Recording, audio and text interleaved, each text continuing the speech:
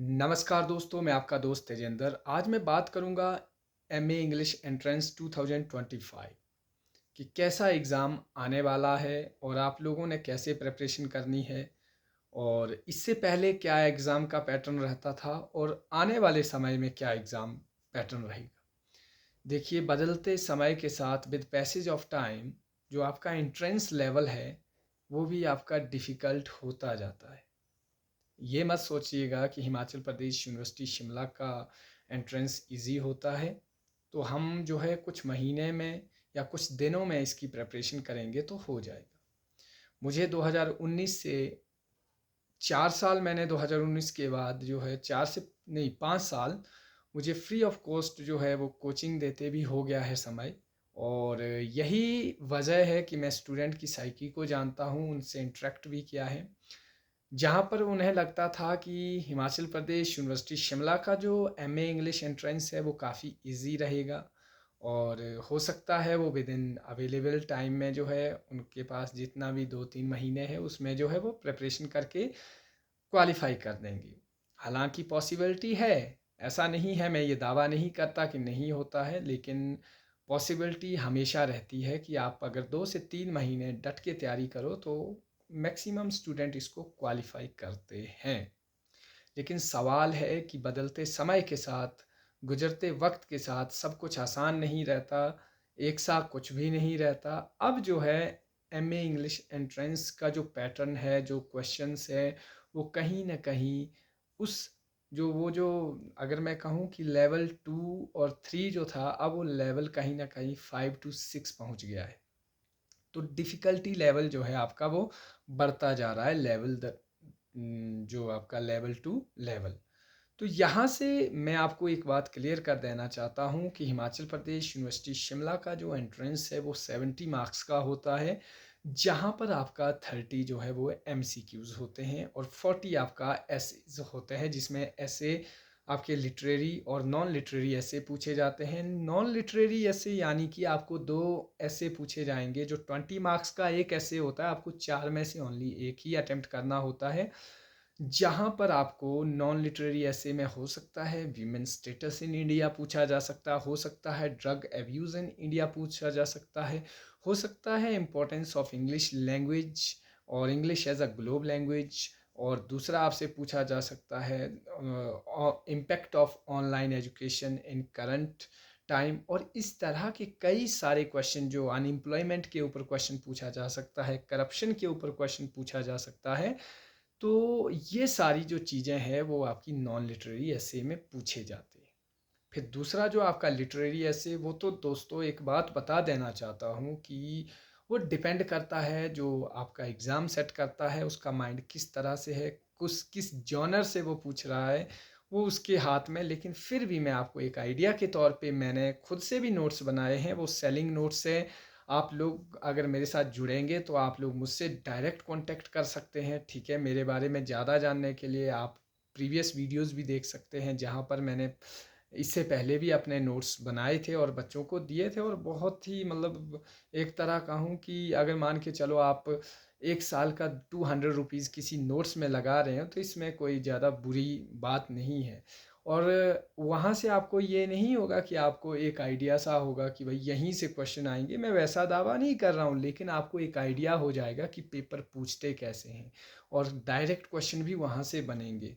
जैसे कई बार आपसे पूछा जा सकता है कि जेफरी चौसर के बारे में लिखिए, आपसे पूछा जा सकता है Wordsworth as a nature poet, romantic poet, Augustan age के बारे में पूछा जा सकता है, विक्टोरियन पीरियड के बारे में पूछा जा सकता है, पोस्ट कॉलोनियल राइटर्स के बारे में पूछा जा सकता है, कॉलोनियल राइटर्स के बारे में पूछा जा सकता है, मॉडर्न पीरियड के बारे में पूछा जा सकता है। आपने ट्रेंड्स, जो करेक्टरिस्टिक्स होती है उनको पढ़ना है इन सभी के, और 4-5 आपके पास जो है वो राइटर्स की लिस्ट होनी चाहिए हर एक एज की, ताकि आप उनके वर्क्स और कुछ फीचर्स लिख सको, ठीक है। ये इतना सा काम आपको करना है। बाकी रेस्टोरेशन पीरियड से क्वेश्चन पूछा पूछा जाता है, एलिजाबेथन एज से पूछा जा सकता है, शेक्सपियर तो आप जानते ही हैं।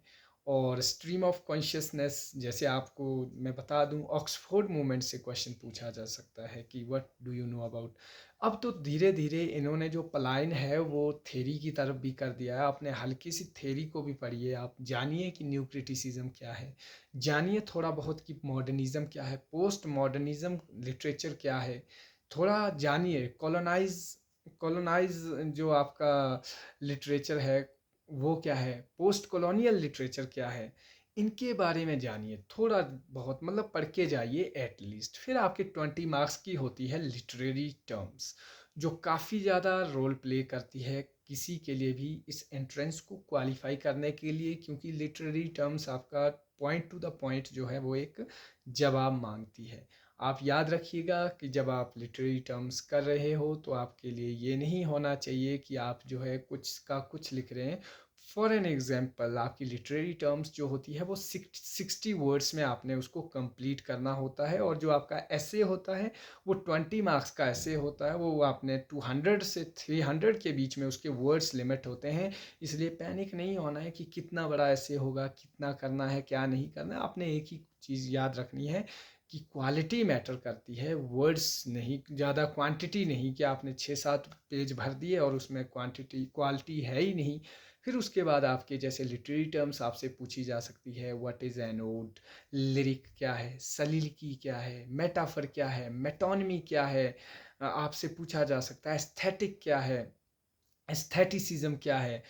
बहुत सारी मैंने कुछ आपके इस डिस्क्रिप्शन में भी दे दूंगा कि कौन कौन सी लिटरेरी टर्म्स पूछी जा सकती है, आप इनको नोट कीजिए, ठीक है।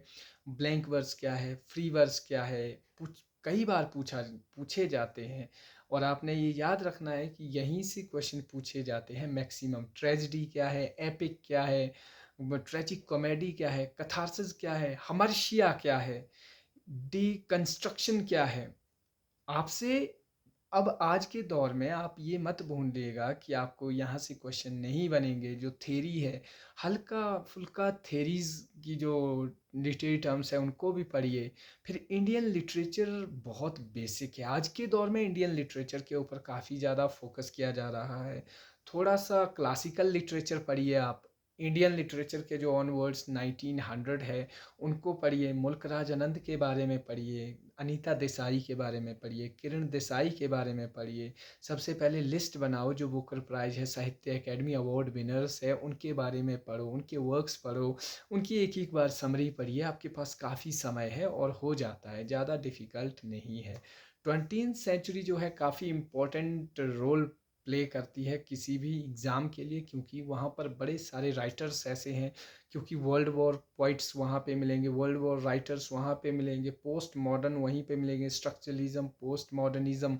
आपको हर एक जॉनर के फेमिनिस्ट, रेडिकल फेमिनिस्ट, एलजीबीटी से लेकर क्वेयर थेरी से लेकर डिकंस्ट्रक्शन थेरीज के से रिलेटेड, पोस्ट कॉलोनियल से लेकर आपको हिस्टोरिसिज्म, न्यू क्रिटिसिज्म, सभी वहीं पर मिलेंगे आपको। तो थोड़ा बहुत आपको 20वीं सेंचुरी के ऊपर फोकस करना है, ये बात नहीं भूलनी है। और बाकी तो बड़ी सारी चीज़ें, जैसे आप इंडियन लिटरेचर में पढ़ रहे हो, क्लासिकल लिटरेचर पढ़िए, नाट्य शास्त्र पढ़िए आप, फिर आप पढ़िए रामायणा के बारे में पढ़िए, महाभारता के बारे में पढ़िए। इनको ऐसे पढ़िए किसने किसको ट्रांसलेट किया है, जो हल्की हल्की जानकारी इकट्ठा कीजिए। और इंडियन लिटरेचर की कोई बढ़िया सी जैसे बेसिक्स इंफॉर्मेशन 1864 से या 1764 से, राजमोहन वाइफ नॉवल से शुरू करके अभी तक जितने भी बेसिक जो आपको एक मास्टरपीस वर्क्स हैं उनके बारे में इंफॉर्मेशन रखिए।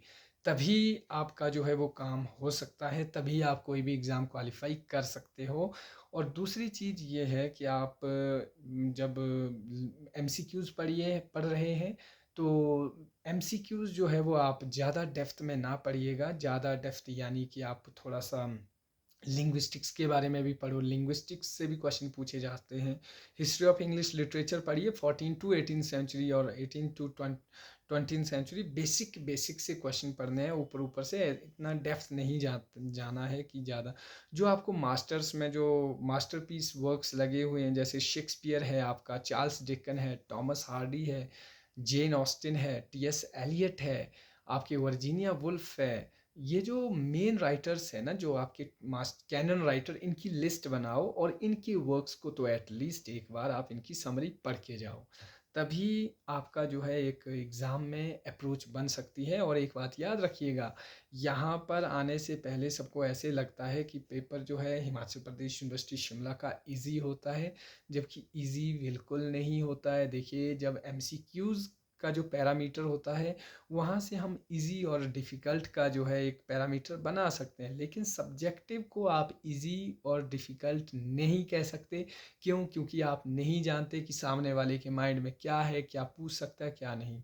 लेकिन एमसीक्यूज़ में ऐसा होता है, आपको आता है तो ठीक है, नहीं आता है तो आप स्किप कर सकते हो, लेकिन सब्जेक्टिव में आप स्किप नहीं कर सकते। आपको लिखना है, आपको लिखना ही पड़ेगा। अगर आपको जितना नहीं भी आता है तो आपको सोचना पड़ेगा। तो पढ़ के जाइएगा। इतनी बड़ी अपॉर्चुनिटी है अभी से। फर्स्ट आप फाइनल ईयर में है तो फाइनल ईयर वाले जो है अभी से प्रेपरेशन कीजिए, बड़े अच्छे से तैयारी कीजिए।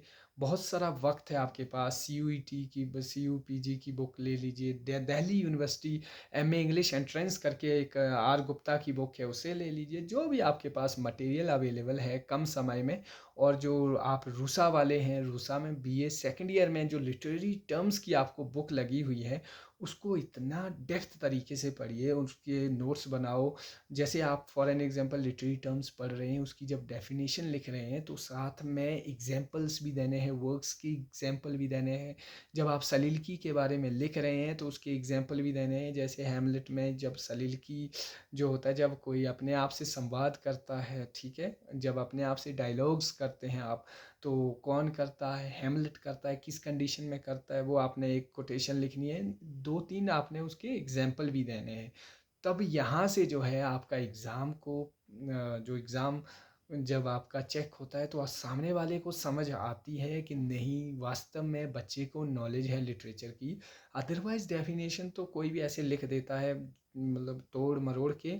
और सामने वाला यही देखता है कि ठीक है, आइडिया है, लेकिन जब आप एग्जाम्पल्स देते हो तो सामने वाले को लगता है कि नहीं, वास्तव में इसके पास जो है एक नॉलेज है। और बाकी आप मेरे साथ डायरेक्टली कनेक्ट कर सकते हो फर्दर नोट्स के लिए, जो मैंने अपने पास रखे हैं मिनिमम अमाउंट के ऊपर। ठीक है, आप मुझसे जुड़िए। और अगर आप लोग चाहो तो इसके लिए ज़बरदस्ती नहीं है, क्योंकि जिसने लेने हैं वो तो ऐसे भी ले ही लेते हैं। मैं ज़्यादा एडवर्टीज़मेंट में विश्वास नहीं करता कि जी मेरे नोट्स है, ये है, वो है। क्योंकि काम बोलता है, वर्क स्पीक्स। हमें शेखी बटोरने से कुछ नहीं होता है, शेखी बघारने से कुछ नहीं होता।